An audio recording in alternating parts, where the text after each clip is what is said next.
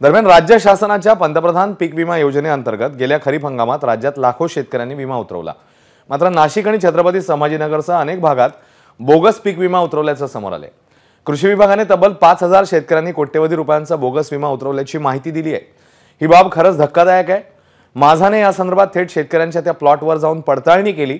त्याच्यामध्ये नेमकं काय समोर आलं बघूया हा ग्राउंड रिपोर्ट। एनए प्लॉटवर कांद्याचं पीक, पेट्रोल पंपाच्या जागेवर दाखवली शेती। 27 गुंठ्यांचे 27 हेक्टर कसे झाले? राज्य शासनाच्या पंतप्रधान पीक विमा योजनेचा लाभ राज्यातल्या अनेक शेतकऱ्यांना झाला। अवघ्या 1 रुपयात लाखो शेतकऱ्यांनी विमा उतरवला। पण राज्यातल्या काही भागात हजारो शेतकऱ्यांनी बोगस पीक विमा उतरवल्याचं समोर आलंय।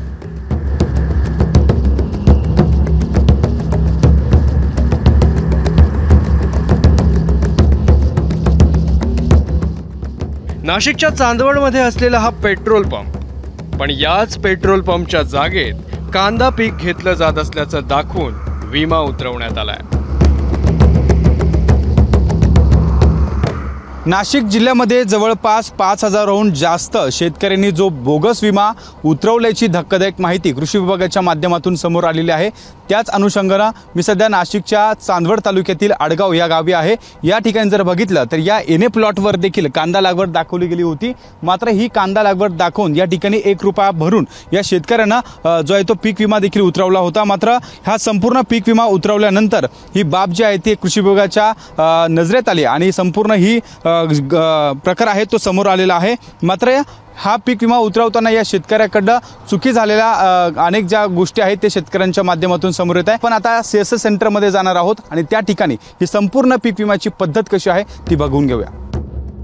अस्तित्वात नसलेल्या जागेवर लागवड, कमी क्षेत्र असताना जास्त क्षेत्राची नोंद, कांद्याचं पीक नसतानाही कागदोपत्री नोंद, अशा खोट्या नोंदी दाखवून विमा उतरवल्याचं निदर्शनास आलंय। नेमकी चूक कोणाची आहे, कशा पद्धतीने हे समोर आलंय? आता आम्ही हे बघा, शेतकरी जशी माहिती देतात जसे उतारे देतात तशा पद्धतीने आपण ते फिलअप करत असतो। त्याबाबत आपण हे पीक पेरा घोषणापत्र असतं ते आपण शेतकऱ्याकडनं भरून घेत असतो। यामध्ये शेतकऱ्यांची चूक आहे, त्यांनी जे दिले ते माहिती त्यांनी मी तशा पद्धतीने फिलअप केली। बाकी एवढंच सांगू शकतो। आपण बघतोय की या शेतकऱ्यांचं ज्या वेळेस हे संपूर्ण क्षेत्र दाखवलं गेलं, या क्षेत्रावरती जी कांदा लागवड दाखवली गेली आहे त्या कांदा लागवडीची टोटल आपण जर या ठिकाणी जर ती रक्कम बघितली तर त्या शेतकऱ्यांना या ठिकाणी 4 क्षेत्रावर कांदा लागवड केलेली आहे आणि सरकारची जी 1 रुपया भरून पीक विमा आहे तर त्या प्रत्येकी 1 रुपया भरलेला आहे। तर एकूण 4 क्षेत्रावर 4 रुपये या शेतकऱ्यांनी भरलेले आहे आणि टोटल या 4ही क्षेत्राचं जर आपण जर अमाऊंट बघितली तर या ठिकाणी ही अमाऊंट आहे 66,99,688 रुपये। ही टोटल या शेतकऱ्याचं जर 4ही क्षेत्रावरचं पीक जर खराब झालं असतं तर त्या शेतकऱ्याला 66,99,688 इतकी मोठी रक्कम त्या शेतकऱ्याला मिळाली असती। पण कृषी विभागानं या सगळ्याचा पर्दाफाश नेमका कसा केला? ज्यावेळेस आम्हाला पीक विमा क्षेत्राच्या क्षेत्रीय स्तरावर तपासणी करण्याच्या सूचना प्राप्त झाल्या त्यावेळेस सर्व शेतकऱ्यांची ज्यांनी विमा उतरवलेला आहे 20,000पेक्षा जास्त शेतकऱ्यांनी चांदवड तालुक्यामध्ये कांदाच विमा उतरवलेला आहे। तर मग त्या शेतकऱ्यांची यादी आम्हाला प्राप्त झाली आणि त्या यादीमध्ये लगेच आम्हाला लक्षात आलं की 80 हेक्टर आणि 27 हेक्टर या क्षेत्रावरती विमा उतरवला गेलेला आहे आणि इतक्या मोठ्या प्रमाणात लागवड कुणाचीच नसते हे प्राथमिक दृष्ट्याच आमच्या लक्षात आलं। मग आमचे जे कृषी सहाय्यक आहेत संबंधित गावातले त्यांनी स्वतः त्या ठिकाणी जाऊन पडताळणी केली आणि तिथं कुठल्याही पद्धतीचं पीक नाही असं आढळून आलं। आता पीक विम्यातली ही फेरफार शासनाच्या लक्षात आल्यानंतर तब्बल 27 हेक्टर क्षेत्राचा बोगस विमा उतरवणाऱ्या या शेतकऱ्यानं काय कारण दिलंय तुम्हीच ऐका। या ठिकाणी एनए प्लॉट आहे, आपण कांदा लागवड दाखवली आहे, पीक विमा देखील आपण उतरवलाय। सर आम्ही ना दोन ठिकाणी क्षेत्र आहे आमचं। त्याच्यात आम्ही पीक विमा नोंदवायला गेलो, त्याच्यात एनए पण प्लॉट लागून गेला। जे कृषी आपण नोंद केली ना एनए विम्याची, तेव्हा तो प्लॉट लागून गेला. तो 27 गुंठे असताना तो 27 हेक्टर लागला गेला. आपल्याला असं वाटत नाही का ह्या चुकीमुळे आपल्यावर गुन्हा देखील दाखल झाला असता, कारण कुठेतरी ही सरकारची फसवणूक आहे हे वाटत नाही का? हो वाटते ना, पण ते ऑनलाईन चुकीनं होऊन गेल्यामुळं एवढं हे झालं, नाहीतर बाकी काहीच नाही.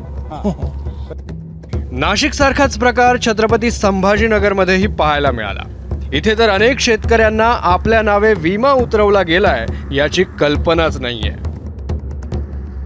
चांगले शेतकरी नक्कीच या योजनेच्या लाभाला पात्र आहेत, पण हे असे जे रॅकेट तयार झालेले आहेत, शेतकरी आहेत, शेतकऱ्यांचे गट आहेत, काही CSC सेंटरसुद्धा याच्यामध्ये सहभागी आहेत. गुन्हा CSC सेंटरवर दाखल करत असताना तो विमा हा ऑन बिहाफ ऑफ शेतकरी भरलेला असतो. त्याच्यामुळं कुठंतरी त्याला लूपहोल किंवा पळवाट ही CSC सेंटरला मिळते, पण आपण त्या पळवाटासुद्धा कशा पद्धतीनं बंद करता येतील. आम्ही इव्हन काही शेतकऱ्यांचे जबाब घेतलेत की मी विमाच भरलेला नाही, परस्परच भू अभिलेखवरून शेतकऱ्यांचे सातबारे काढून चुकीचे अकाउंट नंबर देऊन अशा प्रकारे काही शेतकरी किंवा काही स्थानिक नेते आणि CSC सेंटर असा प्रकार सर्रासपणे चालू आहे. शेतकऱ्यांचं नुकसान टाळण्यासाठी अवघ्या 1 रुपयात सरकारनं पीक विमा योजना आणली, पण या योजनेचा अशा प्रकारे गैरफायदा घेतला जात असेल तर आता या सगळ्या प्रकारानंतर शासनाकडून काय कारवाई केली जाते हे पाहणं महत्त्वाचं ठरेल. नाशिकहून शुभम बोडकेसह कृष्णा केंडे, ABP माझा, छत्रपती संभाजीनगर. ABP माझा, उघडा डोळे बघा नीट.